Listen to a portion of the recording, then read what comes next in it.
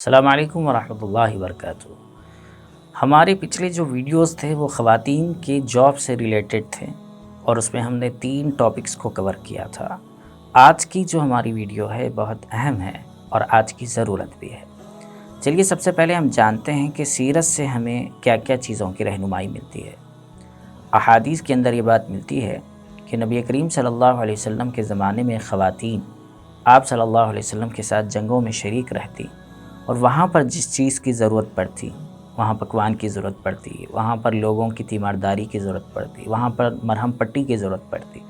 تو وہ ان چیزوں کو انجام دیا کرتی تھیں۔ گویا نبی رحمت صلی اللہ علیہ وسلم کا دور ہے اور ضرورت ہونے پر خواتین کی سے جو استفادہ کیا جا سکتا تھا اس زمانے میں آپ صلی اللہ علیہ وسلم کیا کرتے تھے۔ آپ صلی اللہ علیہ وسلم کی خصوصیت تھی کہ وہ لوگوں کے اندر کے پوٹینشل کو جانتے تھے، ان کے ایبیلٹی کو جانتے تھے اور اسی اعتبار سے آپ صلی اللہ علیہ وسلم ان سے کام لیا کرتے تھے،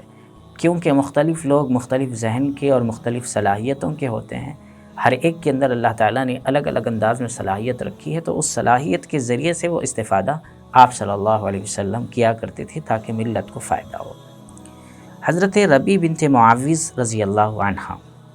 ایک صحابیہ ہیں، بخاری کے اندر یہ روایت نقل کی گئی ہے، حدیث نمبر 2882، کہ وہ فرماتی ہیں کہ ہم حضور صلی اللہ علیہ وسلم کے ساتھ جنگوں میں شریک رہتی، لوگوں کو پانی پلایا کرتے تھے اور اسی کے ساتھ میں ان کی خدمت کیا کرتے تھے، اور ایسے ہی جو لوگ زخمی ہو جاتے ان کی مرہم پٹی بھی کیا کرتے تھے، اور جو لوگ شہید ہو جاتے تو ان کو ایک جگہ سے دوسری جگہ منتقل کرنے کا کام بھی کیا کرتی تھی۔ یہ ایک روایت ہے۔ دوسری روایت حضرت ام عطیہ رضی اللہ عنہا سے مروی ہے، یعنی وہ اس کو نیریٹ کرتی ہیں۔ وہ فرماتی ہیں، یہ مسلم کی روایت ہے، حدیث نمبر 1812، جس میں وہ فرماتی ہیں کہ میں رسول اللہ صلی اللہ علیہ وسلم کے ساتھ میں نے جنگوں میں شرکت کی اور میں آپ صلی اللہ علیہ وسلم کی سواری آگے رہتی اور ہماری سواری آپ صلی اللہ علیہ وسلم کے پیچھے رہتی، اور ہم لوگ زخمیوں کا علاج کرتے اور لوگوں کی تیمارداری کرتے۔ گویا کہ 2 روایتوں سے بات معلوم ہوئی ہے کہ اس زمانے میں جو میڈیکل سے ریلیٹڈ جو ایشوز ہوا کرتے تھے اس کے سلسلے میں جو لوگ دوائی یا مرہم پٹی جانتے تھے ان سے وہ کام لیا جاتا تھا۔ ایسے ہی ایک روایت ہے حضرت رفیدہ رضی اللہ عنہا کی، یہ قبیلہ بنو اسلم کی خاتون تھی اور صحابیہ ہیں۔ آپ صلی اللہ علیہ وسلم ان کو خاص طور پر اپنے ساتھ میں جنگوں میں رکھا کرتے تھے۔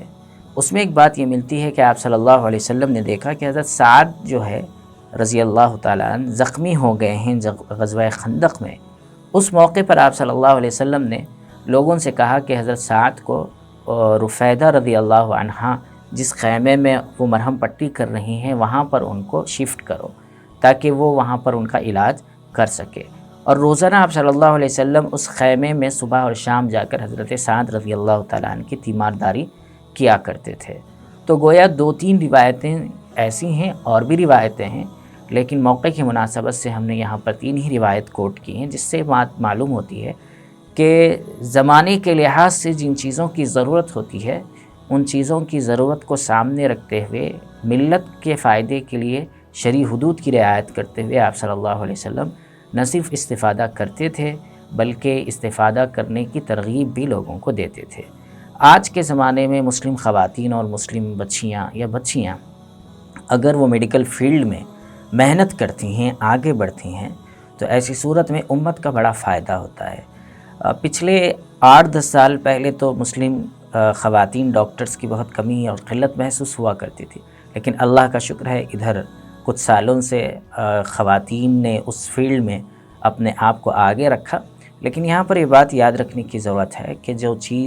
تعلیم ہم حاصل کر رہے ہیں اس تعلیم کا مقصد اللہ کی رضا ہو اور مخلوق کی خدمت ہو۔ ایسا نہ ہو کہ ہم نے جو تعلیم حاصل کی ہے اس تعلیم کے ذریعے سے ہم جو ہے دنیا کمائیں اور دنیا بنائیں۔ اللہ کے ہاں سب کو ایک دن چھوڑ کر یہ دنیا جانی ہے، اس لیے ہمیں آخرت کو پیش نظر رکھتے ہوئے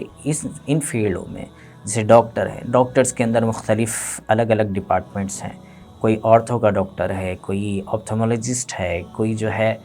ریڈیولوجسٹ ہے۔ تو اس طرح کے مختلف شعبوں میں اگر خواتین پردے کی پابندی کرتے ہوئے تعلیم حاصل کریں تو اس میں مسلم خواتین کا بلکہ پوری انسانیت کا بہت زیادہ فائدہ ہوگا۔ خواتین ان سے رجوع ہو سکیں گی، ان کو اپنے امراض بتا سکیں گی، چونکہ مرد حضرات جب ڈاکٹر ہوتے ہیں تو خواتین ان سے ان چیزوں کے بارے میں بولنے میں حجاب محسوس کرتی ہیں۔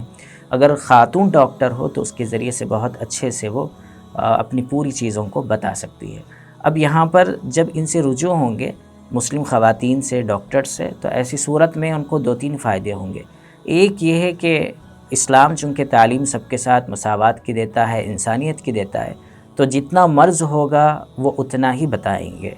اور دوسری بات یہ ہے کہ اگر کوئی کم پیسوں کی دوائی میں وہ علاج ہو سکتا ہو تو وہ زیادہ پیسے والی دوائی ایڈوائز نہیں کریں گے، سجیسٹ نہیں کریں گے۔ اور تیسری بات یہ ہے کہ اگر وہ چیز دوا کے ذریعے سے کم ہو سکتی ہو وہ بیماری، تو اس کے لیے غیر ضروری سرجریز یا آپریشنز کے سلسلے میں وہ لوگ متوجہ نہیں کریں گے۔ تو یہ ملت کا فائدہ اس کے ذریعے سے ہو سکتا ہے۔ اسی میں بہت سارے اور شعبے ہیں، نرسنگ ہے، نرسز کی بھی ضرورت ہے، بہت سارے ریڈیولوجسٹ کی ضرورت ہے، اور ایسے ہی جو ہے ٹیسٹ وغیرہ کروانے کے لیبس وغیرہ میں خواتین کے لیے اگر خواتین اویلیبل ہوتی ہیں تو اس میں بڑا فائدہ ہوگا۔ تو اسلام نے بہت ساری جگہوں پر انسانیت کا اور فطرت کی کو پیش نظر رکھتے ہوئے، شرعی حدود میں رہتے ہوئے ان کاموں کے سلسلے میں اجازت دی ہے۔ اللہ تعالیٰ سے دعا ہے کہ ہمیں کہنے اور سننے سے زیادہ عمل کی توفیق عطا فرمائے۔